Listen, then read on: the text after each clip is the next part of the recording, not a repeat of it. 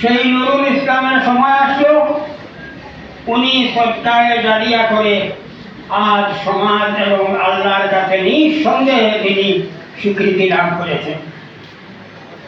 উনি যে কত সরল, আজ তাকে বিগত হওয়া কঠিন। আমি স্মৃতিচারণ সভার রেফারেন্স বিষয়ে কথা আনছি না, আবেগে মন ভর্তি হয়ে গিয়েছে। মনে হচ্ছে উনি যদি না থাকতেন তাহলে এই সৎকায়ে জারিয়ার যে স্থান চিরকালের ভূমি, উনি হচ্ছেন ভূমিদাতা, তা ভূমিও মিলত না, আর সাতমন গিয়েও হইত না, আর হাজারও না ছল আমরা দেখতাম।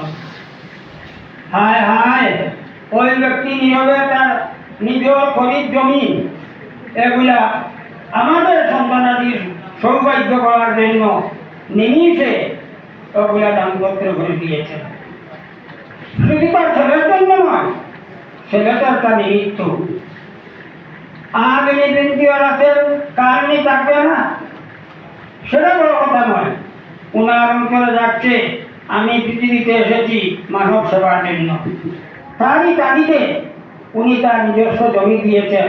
সে কাকে কত জমি দিবে এটা আপনারা জানেন, বা সামর্থ্য কার কতটুকু আছে।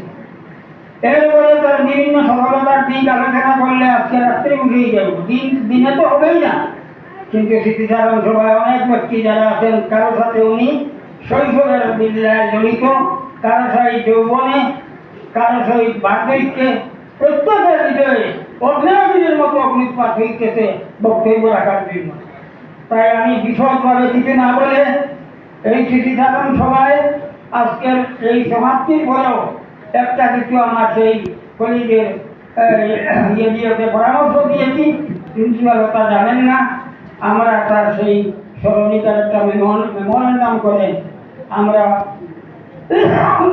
অতি সত্তর তার বাড়িতে গিয়ে তার ইকবালের মাকে আমরা সেই সম্মানে ভূষিত করবো।